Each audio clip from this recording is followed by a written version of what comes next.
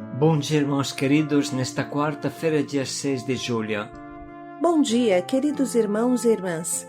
Vamos hoje meditar o Evangelho de São Mateus, capítulo 10, versículos de 1 a 7. Ide as ovelhas perdidas da casa de Israel. Ontem meditamos sobre o sofrimento de Jesus em ver as multidões sedentas de Deus e perdidas pela falta de pastores. Hoje vemos Jesus em ação, constituindo os 12 apóstolos, os primeiros trabalhadores dessa imensa seara do Senhor. Sabemos que depois virão mais 72. E hoje, qual é a nossa estratégia? Vivemos em um mundo que era cristão e agora não mais, mas uma lembrança da fé ainda permanece. Jesus nos envia para despertar os que estão dormindo, para reacender a chama do primeiro amor. Mas precisamos de pessoas dispostas a ser pastores, a se preparar para ajudar os outros. Ide as ovelhas perdidas. O Senhor esteja convosco. Ele está no meio de nós. Proclamação do Evangelho de Jesus Cristo segundo Mateus. Glória a vós, Senhor. Naquele tempo, Jesus chamou os 12 discípulos e deu-lhes poder para expulsarem os espíritos maus e para curarem todo tipo de doença e enfermidade. Estes são os nomes dos 12 apóstolos. Primeiro, Simão, chamado Pedro, e André, seu irmão. Tiago, filho de Zebedeu, e seu irmão João. Filipe e Bartolomeu. Tomé e Mateus, o cobrador de impostos. Tiago, filho de Alfeu, e Tadeu. Simão, o zelota, e Judas Iscariotes, que foi o traidor de Jesus. Jesus enviou estes 12 com as seguintes recomendações: não deveis ir aonde moram os pagãos, nem entrar nas cidades dos samaritanos. Ide antes as ovelhas perdidas da casa de Israel. Em vosso caminho anunciai: o reino dos céus está próximo. Palavra da salvação. Glória a vós, Senhor. Ide as ovelhas perdidas da casa de Israel. Esta palavra é muito forte, sobretudo para nós hoje. Se trata do início da missão dos apóstolos. Jesus envia os 12 e diz: em vosso caminho anunciai: o reino dos céus está próximo. Este anúncio significa: o reino desceu no meio de nós. O próprio Deus se fez homem em Jesus Cristo e salva o seu povo da sua escravidão, de seus pecados. Os apóstolos deviam anunciar que este reino estava para se irradiar poderosamente em Israel e no mundo inteiro. Mas vamos colocar a nossa lupa hoje sobre as palavras: ide as ovelhas perdidas da casa de Israel. Jesus começa a missão a partir dos convertidos desconvertidos de Israel, a partir das ovelhas desgarradas que estão fora do aprisco, que um dia estiveram no aprisco e hoje não estão mais. Mesmo tendo conhecido o bom pastor, preferiram fugir, preferiram os montes da dor, como fala Santo Agostinho. Para nós hoje seria como dizer: procura os batizados que se esqueceram do seu batismo. Procura os cristãos que não colocam pé na igreja há anos. Procura os perdidos que esqueceram da sua fé. Precisamos de verdade reevangelizar os batizados, como muito falava São João Paulo II. De certa forma, falamos disso também no diário de ontem, apontando a extrema necessidade de pastores que, como os apóstolos, estejam dispostos a tudo, a deixar tudo, para irradiar o reino de Deus.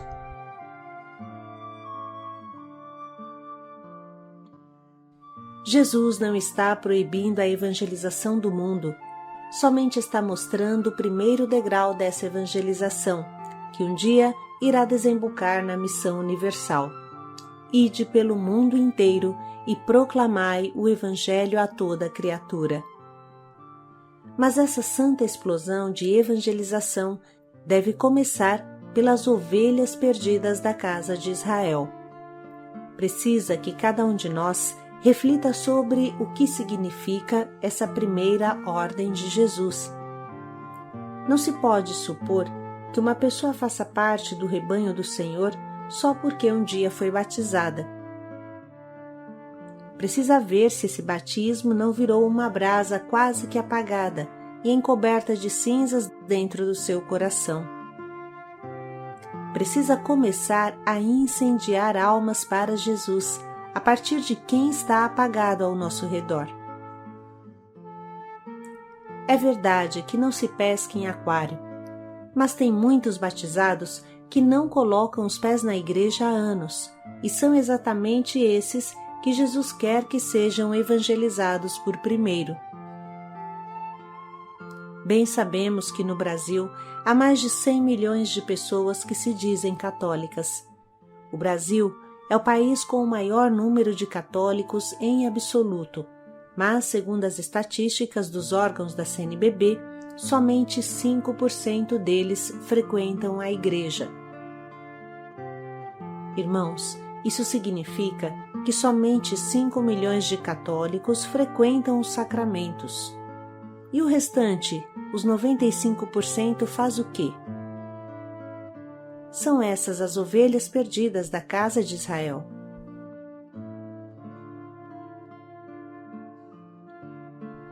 Daqui a alguns dias é a festa de São Bento, o fundador dos monges ocidentais, ou seja, o fundador dos beneditinos e de todos os que vivem esta espiritualidade. São Bento viveu em um tempo muito difícil. O poderoso Império Romano havia se desintegrado e nem cinza tinha sobrado. A Europa estava à mercê dos bárbaros, dos povos que desciam do nordeste da Europa e tudo arrasava. Na Itália tem um antigo ditado que diz que onde Átila passava, e Átila vocês sabem que era o grande chefe dos povos bárbaros, aonde Átila passava nem a grama mais crescia. Átila era o chefe dos hunos que devastavam a Europa e o norte da Itália. Era um povo de grande ferocidade e brutalidade. Tudo ficava arrasado onde eles passavam. Átila era chamado o flagelo de Deus. Pois bem, São Bento fundou pela Europa inteira neste tempo inúmeros mosteiros, com uma regra humilde e sábia: ora et labora, reze e trabalhe. E assim, no silêncio, ao redor de uma comunidade forte que eram os monges, os mosteiros, iam se agregando um povo simples e humilde, perdido e indefeso, um povo de pobres camponeses, e os mosteiros renovaram o tecido dilacerado da sociedade. O mosteiro se tornava um grande centro de oração, mas também uma escola e uma universidade, tanto que os monges copiavam os textos dos antigos poetas latinos e gregos e assim puderam chegar até nós estas obras de arte. Eles eram a tipografia daquele tempo. O que hoje temos da cultura grega e latina é graças a eles. Grande parte é devido a estes monges que com grande paciência copiavam estes textos à mão. No mosteiro se estudavam também as ciências da natureza. Poucos sabem que é mesmo um monge chamado Mendel que é o pai da genética moderna. Ele descobriu as primeiras leis da genética estudando as ervilhas, fazendo experiência na pequena horta do seu mosteiro. O primeiro desafio do mundo é levar o povo a orar de verdade e a trabalhar como se fosse oração, sabendo que é oração. Qualquer bem-estar, qualquer desenvolvimento vem através disso, depois disso.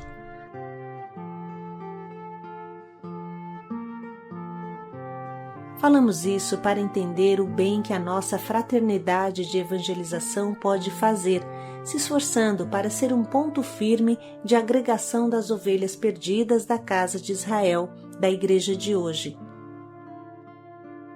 As nossas casas de acolhida podem ser um ponto firme em todos os sentidos, seja para os irmãos que se encontram perdidos nas drogas e nas ruas, seja para aqueles que ainda são escravos de drogas interiores, como o egoísmo, o fechamento, o sexo desregrado, o dinheiro, a compulsão do celular ou das redes sociais.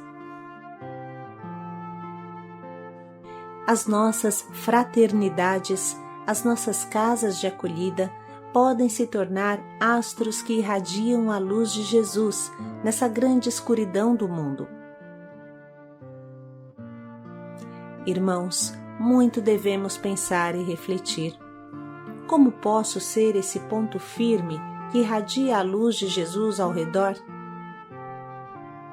Sem dúvida, cada um no seu canto pode irradiar a beleza da fé, mas podemos também dar-nos as mãos uns com os outros e colocar à disposição uns dos outros as capacidades profissionais que temos, além da nossa vivência cristã, que é o mais importante. Como posso consagrar esse mundo à oração e à santificação da vida cotidiana?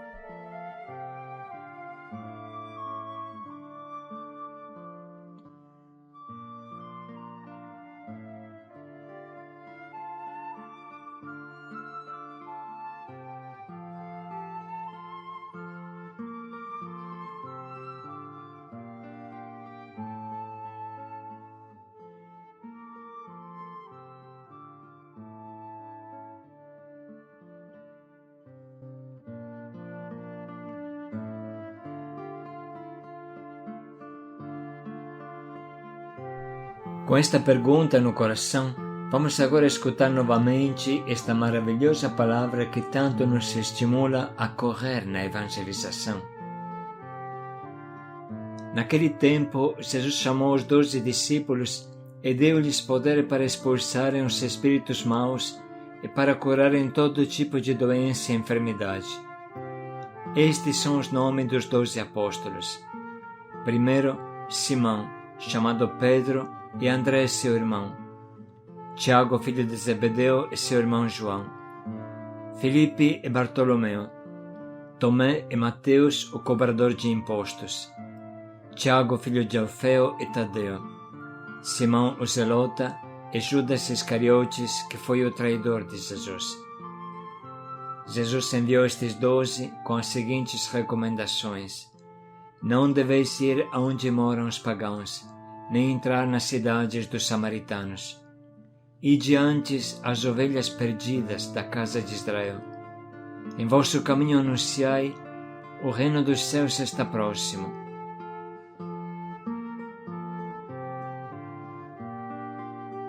Vamos anotar as frases dessa leitura e da meditação que mais nos tocam.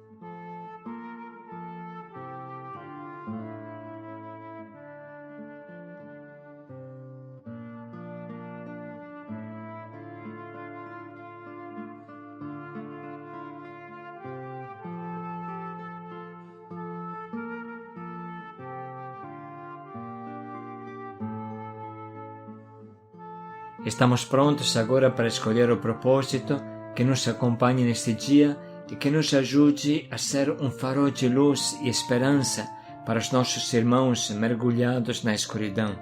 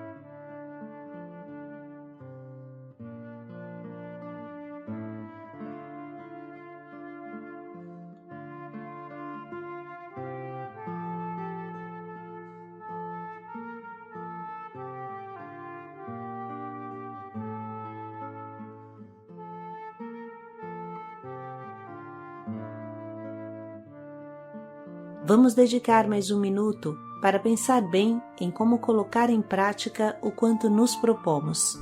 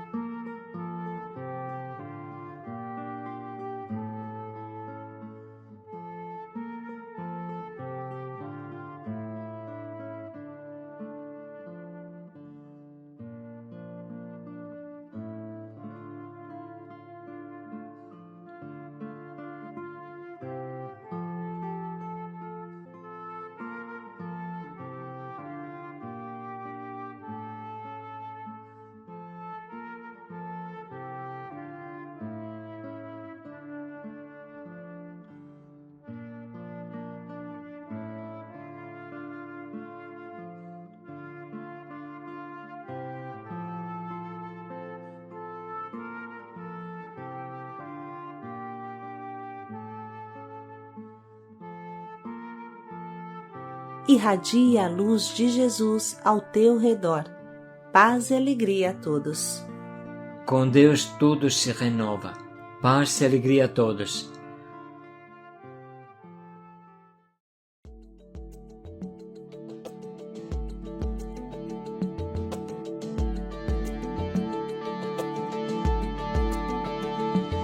Deus tanto amou o mundo que nos deu seu Filho amado.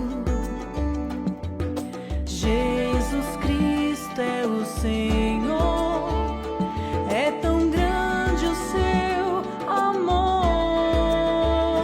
Proclamou a mensagem da paz para quem quisesse ouvir. E depois mandou proclamar seu amor, eu vou cantar. Proclamarei ao mundo o amor, o maior amor que existe. Busca todo o que se perdeu e leva de volta ao Pai. Toda escuridão passará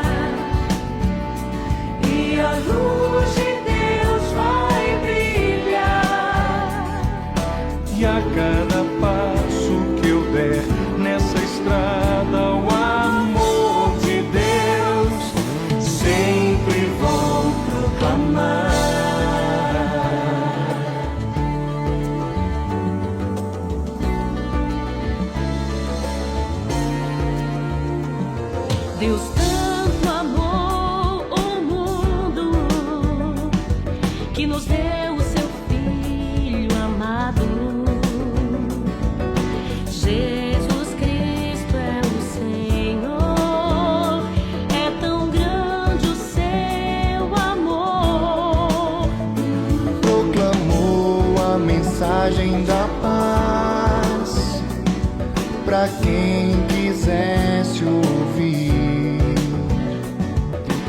e depois mandou proclamar seu amor. Eu vou cantar. Proclamarei ao mundo o amor, o maior amor que existe. Busca tudo o que se perdeu e leva de volta ao Pai. Toda escuridão passará e a luz de Deus vai brilhar. E a cada passo que eu der nessa estrada, o amor de Deus sempre vou proclamar.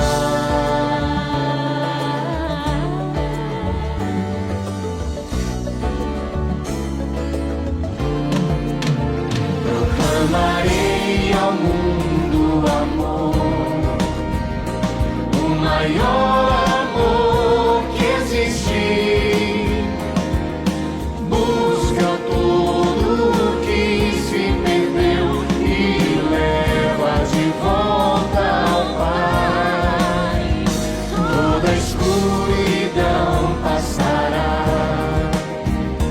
e a luz de Deus vai brilhar. E a cada